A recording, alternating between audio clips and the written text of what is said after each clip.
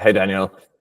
Can you tell the people who are watching this who you are and what you do?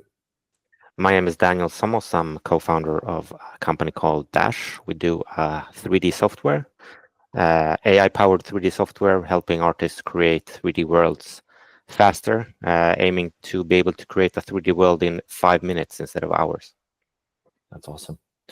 We started working together, I think 2 months ago. What were your fundraising goals before you started working with me? So we had a product, we had started to get customers, but as it happens in development, things take longer. And although we were growing our revenue, we needed, to raise another round to kind of help us, reach our goals. So our goal was to raise about $1.5 million.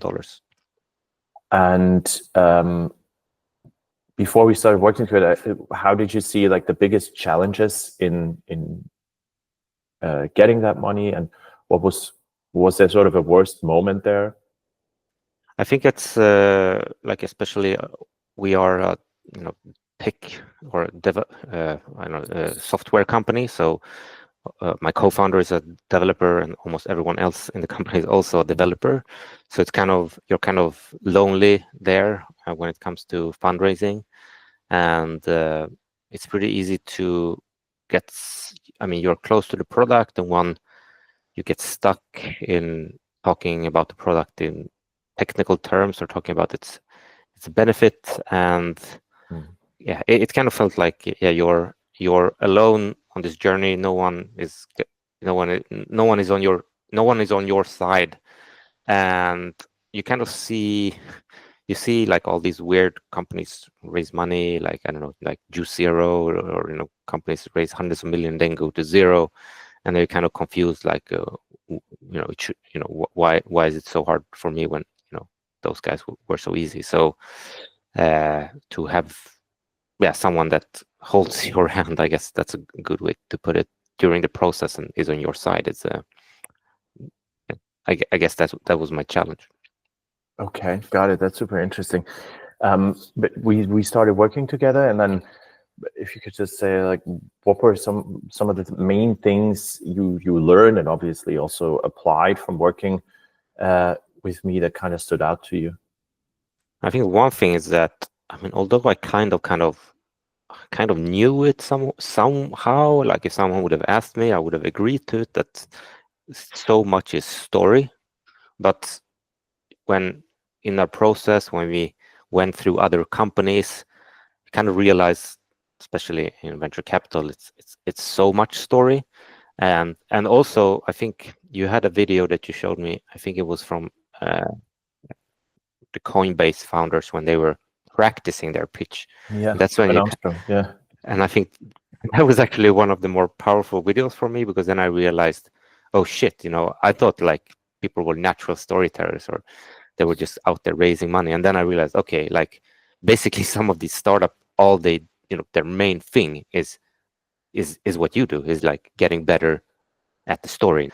And just, really realizing that, I think that kind of helped me refocus, like how I was going to approach fundraising.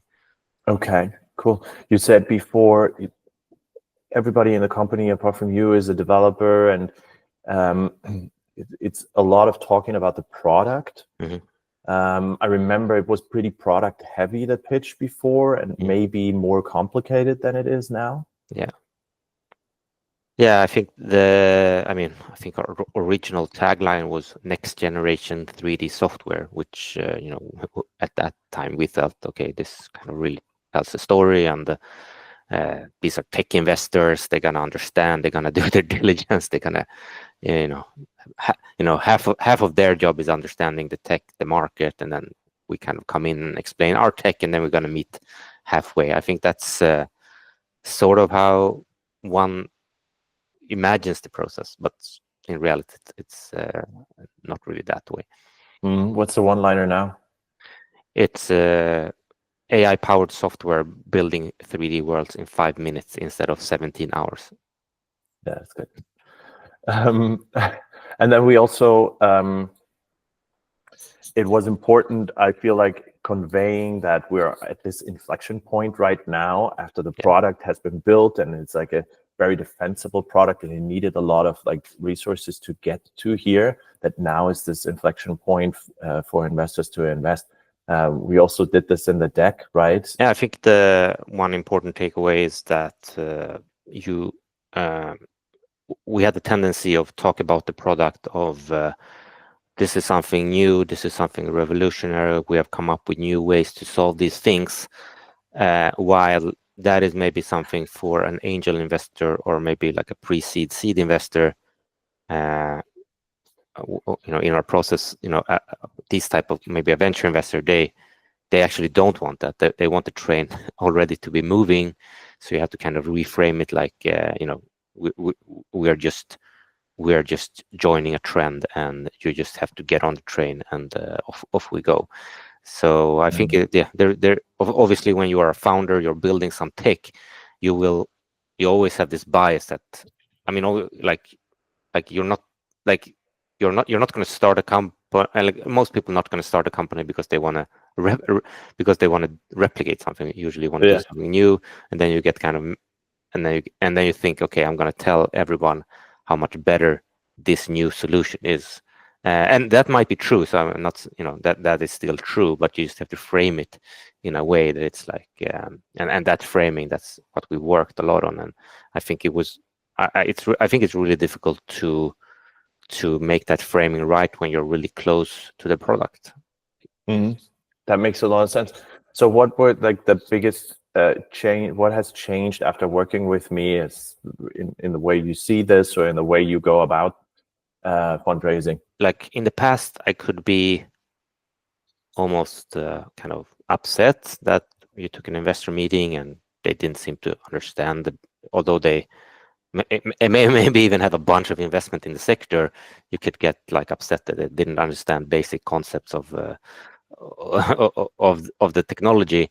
But now instead of, it's more like just embrace that, and really that's not their job either. Their job is to just make a bunch of bets, and one of them is going to be 100x. So they're just looking for rockets, and they actually don't care if some go to zero. So you have to kind of embrace that and really think like, okay, we just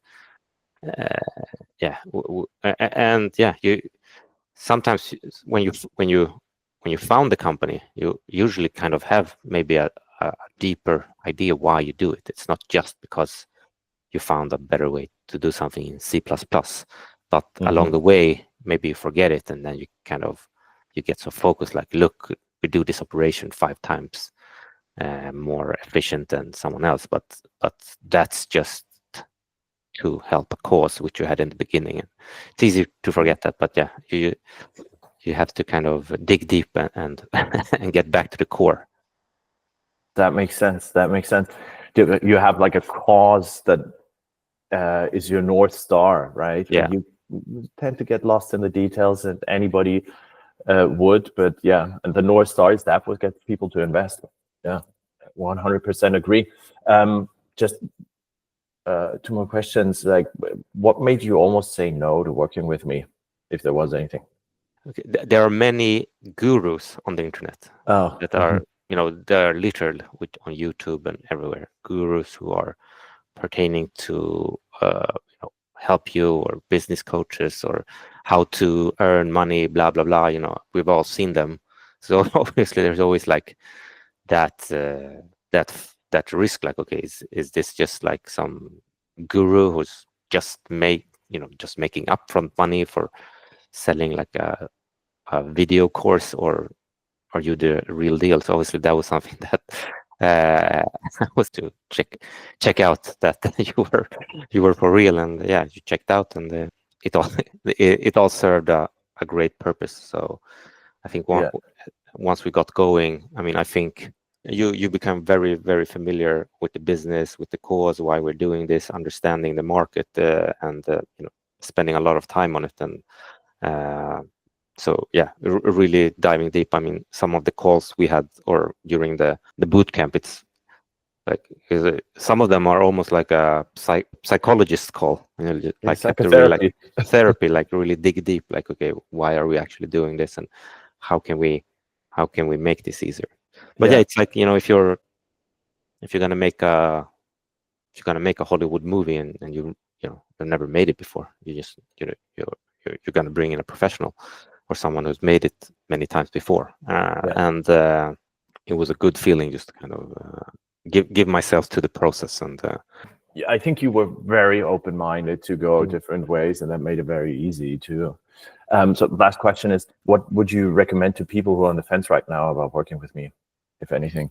If you're like in the camp that I was, that you're considering taking help, I think the wealth of material you have collected, it gave me a lot of new ideas, not just like about the pitch, but just like how do we present the company, how do we present it to customers.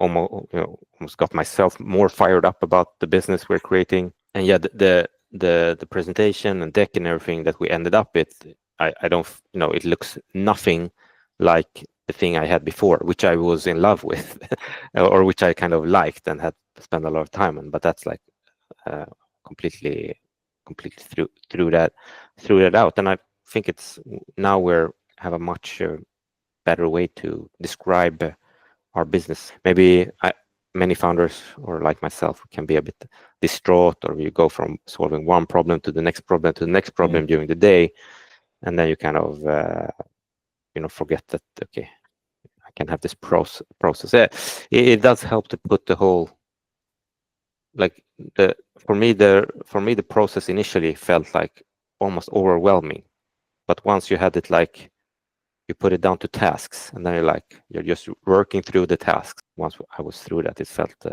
cathartic almost. Okay, awesome. That's great. That's super helpful, Daniel. Thank you so much.